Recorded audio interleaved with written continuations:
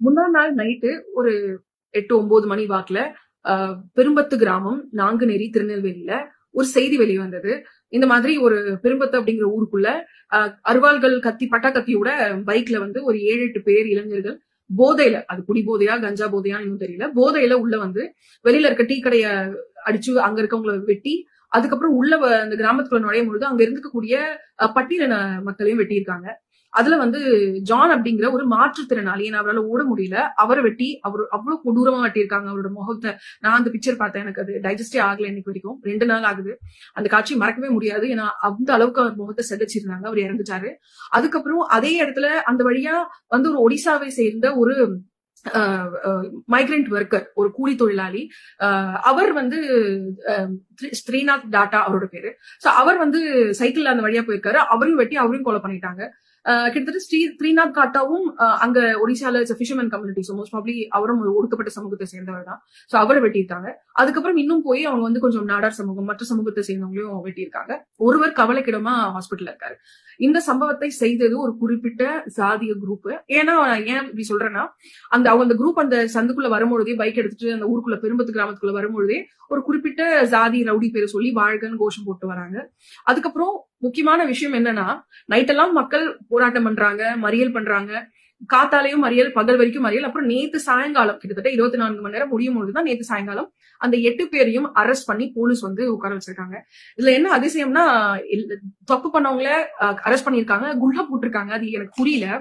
ஏன்னா தப்பு பண்ணவனே பயப்படாம முகமூடி இல்லாம தான் போய் கொலை பண்ணிட்டான், எல்லாரையும் வெட்டியிருக்கான்.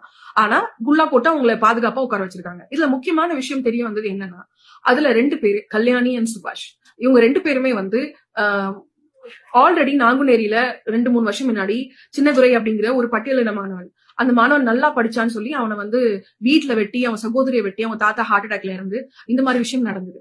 அதுல சம்பந்தப்பட்டவங்க அவங்க 2 பேரு முக்கிய குற்றவாளிகள். அவங்க மேல SC/ST POA வழக்கு போடப்பட்டது. அது non bailable most of the times. ஆனா அவங்க பெயில வெளியே வந்துட்டாங்க. ஏன்னா தமிழ்நாட்டுல திமுக ஆட்சியில் வந்ததுல இருந்தே அது ஒரு வழக்கமா போயிடுச்சு. அதுக்கப்புறம் என்னாச்சுன்னா, கிட்டத்தட்ட 6 மாசங்களுக்குள்ளே இன்னொரு நியூஸ் வருது. இதே நாங்குநேரி பகுதியில 2 இளைஞர்கள் பைக்ல போற ஹஸ்பண்ட் அண்ட் ஒய்ஃப் டார்ச்சர் பண்ணி செக்ஷுவல் ஹாரஸ்மெண்ட் பண்ணாங்க. அந்த பெண் வந்து பாலியல் ரீதியா துன்புறுத்துறாங்க அப்படின்னு. யார் அதை பண்ணது அப்படின்னு பார்த்தா, அதே பசங்க, சுபாஷ், கல்யாண், இவங்கதான். அப்போ அதுக்கும் அவங்க மேல கேஸ் போடுறாங்க. அந்த செக்ஷுவல் ஹாரஸ்மெண்ட் கேஸ்ல இருந்தும் அவங்க வெளியே வந்துடுறாங்க வெயில்ல. இப்போ இந்த கொலை நடந்திருக்கு இல்லையா, அந்த மாற்றுத்திறனாளி, இந்த வடநாட்டு தொழிலாளர், இவங்க எல்லாம் இறந்திருக்காங்கல்ல, இந்த கேஸ்லயும் இவங்க தான் முக்கிய குற்றவாளியா இருக்காங்க. அப்போ தொடர்ச்சியா ஒரு சமூகத்தை சேர்ந்தவர்கள் குற்றம் புரிந்துட்டு காவல்துறை அவங்களை புடிச்சிட்டு ஈஸியா வெயில்ல அவங்களால வர முடியுது பல கேஸ்ல அப்படிங்கிறது தமிழ்நாட்டோட சட்டம் ஒழுங்கு எப்படி இருக்கு அப்படிங்கிற ஒரு விஷயத்த நமக்கு காட்டுது. ரொம்ப மோசமா இருக்கு. ஒண்ணு. 2வது என்னன்னா, இது குறித்து எல்லாரும் பேசிட்டு இருக்காங்க, எல்லாரும் வந்து குரல் எழுப்பிட்டு, எல்லாரும் வந்து என்ன நடக்குது, எப்படி ஸ்டாப் பண்ணலாம் அப்படின்னு பேசிட்டு இருக்கும்போது முதல்வர் வாயை திறக்காம அவரோட பிறந்த நாளை கொண்டாடினாரு. அதுக்கப்புறம் வந்து கூட்டணி பேச்சுவார்த்தையில இருந்துட்டு ரொம்ப ஜாலியா கை காமிச்சிட்டு ஓவர் அப்படிலாம் சொல்லிட்டு போறாரு. அதுக்கு ஒரு பேக்ரவுண்ட் மியூசிக் வேற. ரொம்ப சந்தோஷம் சார், நீங்க நல்லா இருக்கீங்க, நாங்க நல்லா இல்ல, உங்க கூட்டணி நல்லா இருக்கும், நாங்க பொதுமக்கள் நல்லா இல்ல. அப்ப எங்களுக்கான நீங்க ஏன் குரல் கொடுக்க மாட்டீங்க? குறிப்பா பட்டியல் சமூகம் மேலேயும் இல்ல ஜாதிய வன்முறை டைம்லயும் நீங்க ஏன் பேசவே மாட்டேங்கிறீங்க? வேல்பாதியிலயும் இதுதான் பண்ணீங்க, வேங்க வேலையிலும் இதுதான் பண்ணீங்க, நாங்குநேரில சின்னதுரை மேல நடக்கும்போதும் வாய் மூட்டுதான் இருந்தீங்க.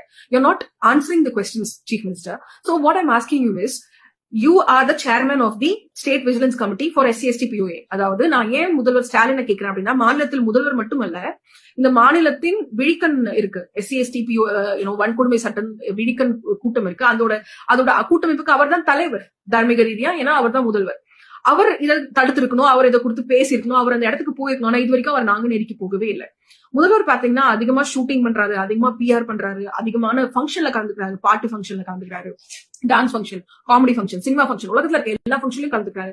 ஆனா பாதிக்கப்படக்கூடிய இடத்துல போல. நான் இவ்வளவு வருஷமா, எனக்கு 42 வயதாகுது, நான் இவ்வளவு நாள் ஓட்டு போட்டுட்டு இருக்கேன், திமுக தான் ஓட்டு போட்டேன், இனிமே போட மாட்டேன்.